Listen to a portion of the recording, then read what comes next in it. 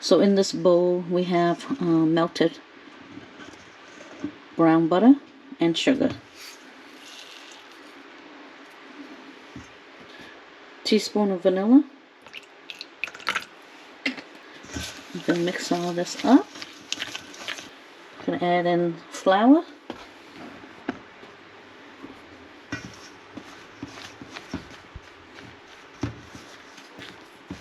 So it's like the process of a pie crust. So you mix it all until it comes together, and we're going to press it into a pan. Okay, it's a little wet, so you can add a tablespoon of flour in at a time to get it nice and firm, as long as it doesn't stick, in consistency of a Play-Doh. Okay, for the pan and spray it so it'll be easy to take out at the end. We're going to add in our dough, and we're going to press it into the pan. This is a great tool right here. This is a smoother for fondant.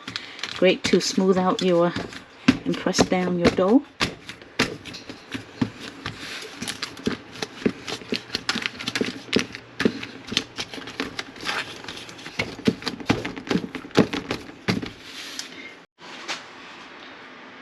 Bake at 350, and we'll check it in 20 minutes. While the shortbread crust is cooking, we want to make the caramel. This is 1 stick of butter, unsalted, and then you have your sea salt and your heavy cream. At medium temp, you want to start cooking your sugar. Make sure you have a whisk ready and everything's ready, because this will happen quickly when the sugar start to cook. So you want to stir the sugar. You can start out at high to get the pot going.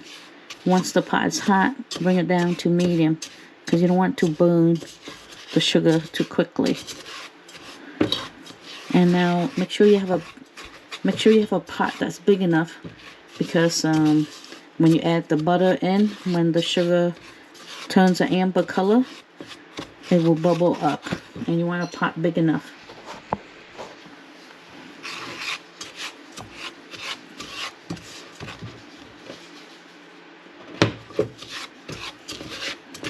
And make sure you're using a silicone spatula. It can withstand the heat.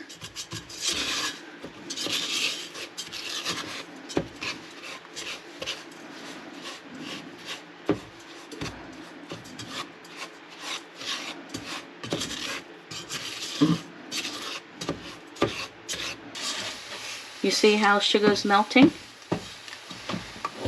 See, so you want to stir it.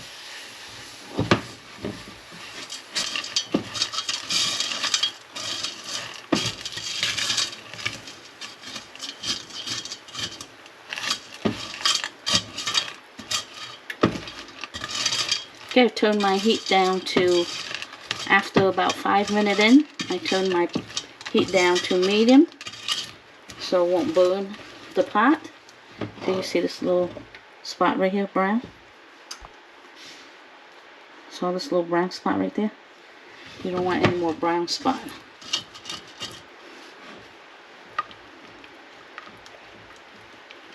See how it's turning color? Make sure you have your fan on, because this will get smoky.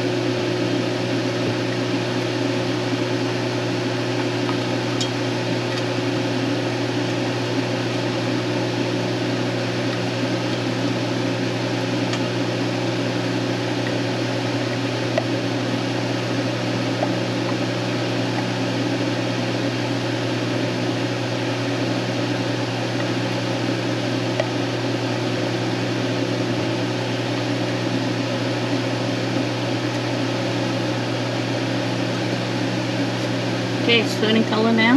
So you want to get your butter ready.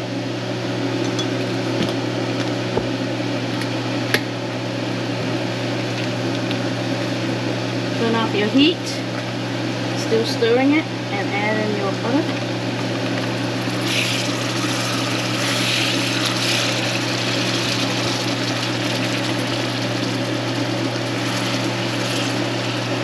The last smoke. So the butter is melting down, see?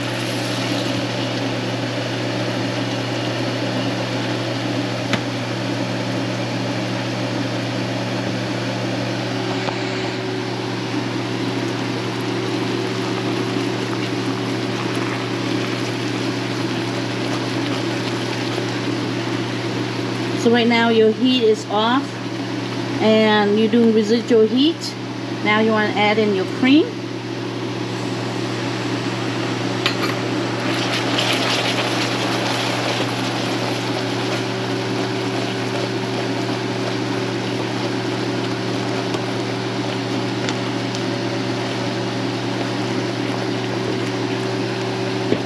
Now you add your salt.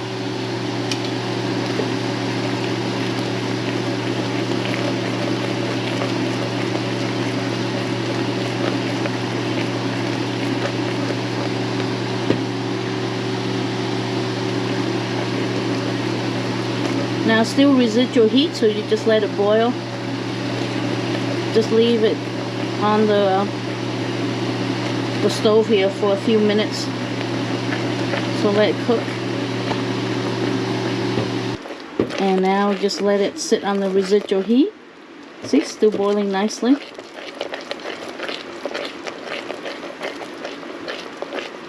Now you add your favorite vanilla in, just a tad.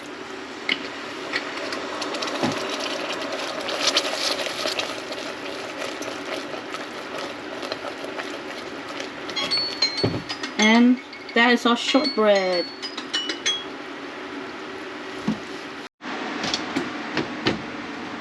Okay, this is 15 minutes later. Make sure our shortbread is cooked. Oh yeah, lightly brown. Perfect. Look at this. Shortbread crust is cooked. Has lightly brown edging. While your shortbread is still hot, add the hot caramel in here. Be careful, don't touch this caramel. It could burn you. For safety precaution, you can always make sure you have a bowl of ice water next to you in case you get splattered with the hot caramel. You can stick your hand right into the cold water, will help the burn. But just be careful when you're working with caramel. It's very hot. Don't stick your finger in here to taste. It will burn your tongue and your finger. Okay, use a little spatula and move it to all the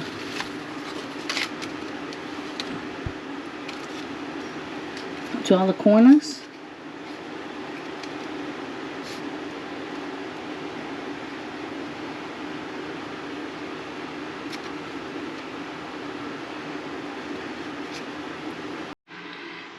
In this bowl we have the gelatin with 3 packs of gelatin and half a cup of cold water. And you want to mix all this up so it will hydrate evenly. So you get all the lumps out right here. You want to mix it all up while it's still soft. I bought the Walmart generic brand. I didn't buy the Nux gelatin brand. So I find that the Nux works the best. But this will do. Just have to hydrate and beat this up.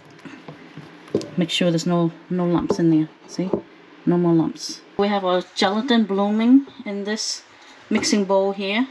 And in here we have half a cup of water and 1 cup of white sugar and 1 cup of light brown sugar. And we're going to turn it on high to start with. We're going to add in a 1/3 cup of corn syrup. I'm just going to stir this once Make sure it mixed in, and then I'm gonna put a lid over it.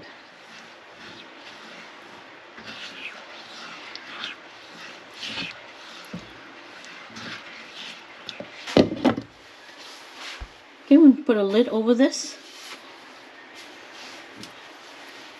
Make sure you have your thermometer ready and your vanilla, so that way it will be all set, ready to go. For this one, I'm going to use vanilla as well as a vanilla bean paste. That will add some nice flavor to it.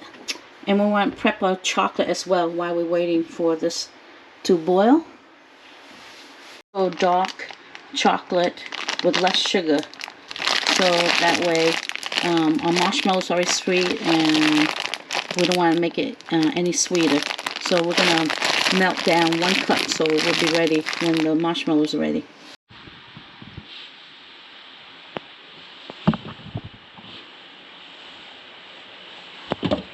Okay, starting to boil. So we're going to keep an eye on it. Be about 10 minutes. When it reaches 240, we're going to go for 240 degree or 242. Microwave our chocolate.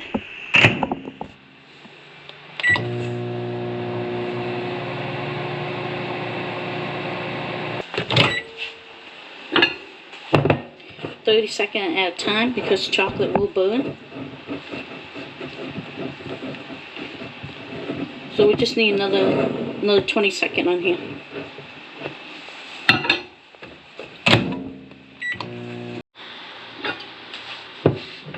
See, 20 seconds all you need. Maybe less. You don't want your chocolate burned. All depend on your microwave, alright? If your microwave is strong, do 10 seconds at a time.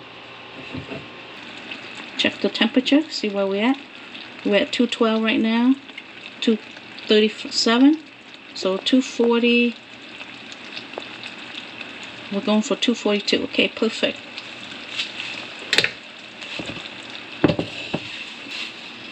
Take it off the heat. Now you want to pour the syrup, all of it right here in, and you want to mix it with the gelatin, so that way the gelatin will melt. See? You want to make sure the gelatin melt nicely into the hot sugar before you start whipping it. Make sure all the gelatin is melted, and you can see it's melting nicely, and then we're going to whip it.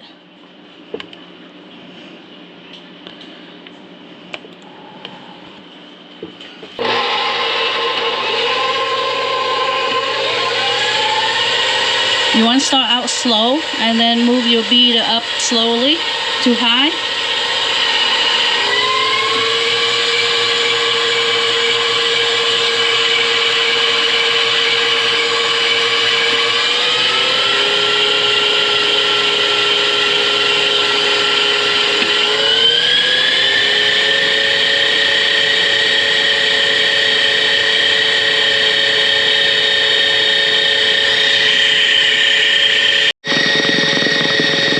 This is after 2 minutes of beating. So we're going to do a total of 9 minutes. And then we're going to add our flavoring. And then we're going to finish out with 2 more minutes. This is after 5 minutes of beating.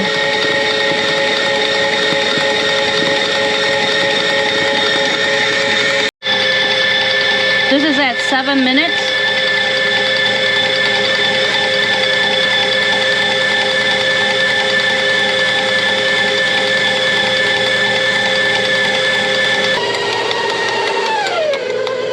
Okay, this is at the 8-minute mark, so I'm going to start adding my flavoring.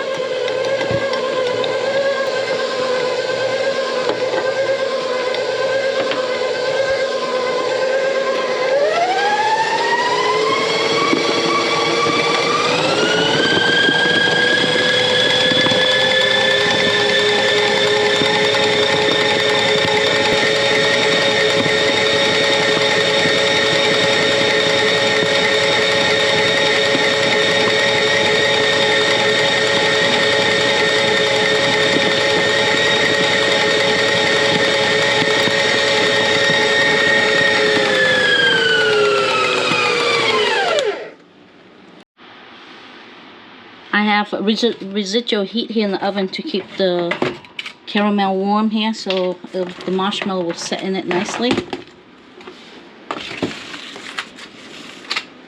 And I also have my bowl of chocolate. Now we're going to add the chocolate in here. And we're going to fold it in.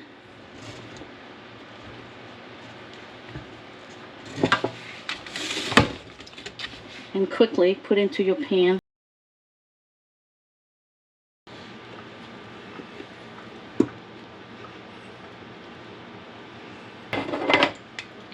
Let's spray this.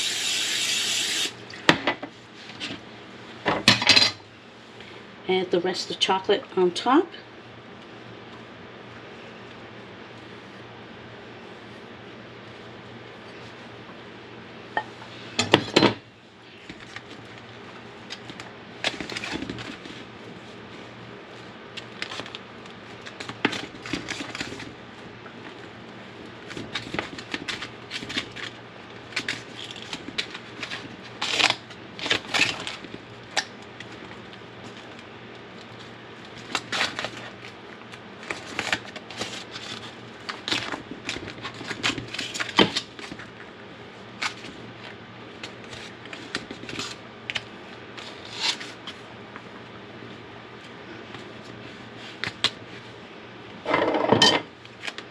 Now we're going to let it set. I pressed some the dark chocolate chip into the marshmallow. See if it will stay when it's set. Our caramel marshmallow has set overnight. So let's take this out of the pan. Nice and easy when you put it on foil. Now let's pull this down. Oh yes, look at that. Looks great. I'll spray my hand with some Pam here. Let's do make sure our knife has Pam on it.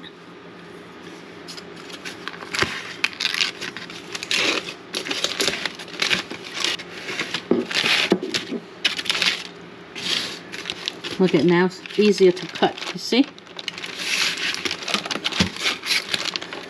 To release from the pan. Alright, so let's cut.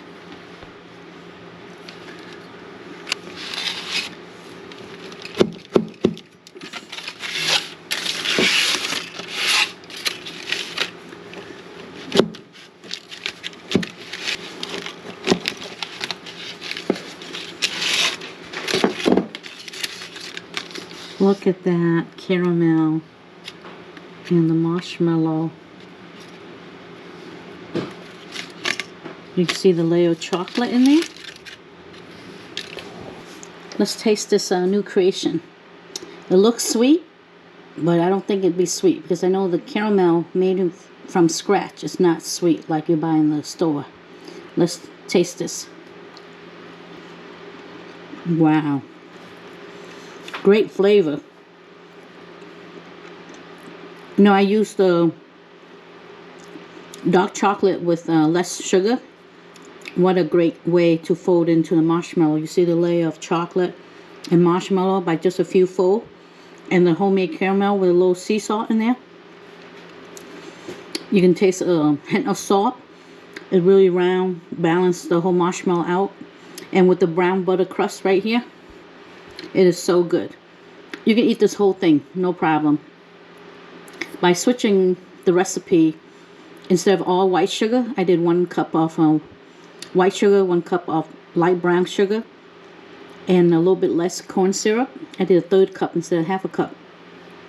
My marshmallow is not as sticky, for one. You see when I was cutting it, I didn't even dust any of this marshmallow with cornstarch or powdered sugar. So it's but it is a little bit it's not as fluffy. You see right here, it's not as spongy and fluffy if you use all white sugar.